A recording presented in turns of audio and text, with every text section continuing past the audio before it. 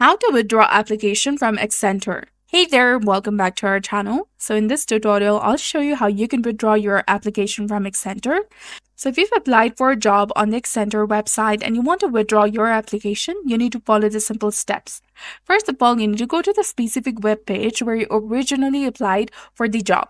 Now, this will take you to the page that indicates that you've already applied. Since you want to withdraw, go to My Applications and then tap on the three dots, which is below the action option.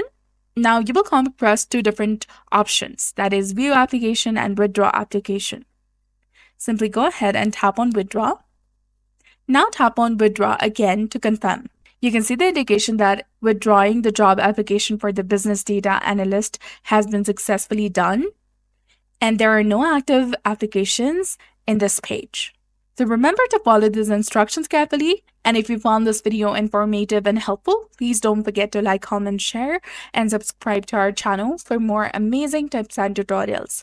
Thanks for watching. We'll see you again in the next one.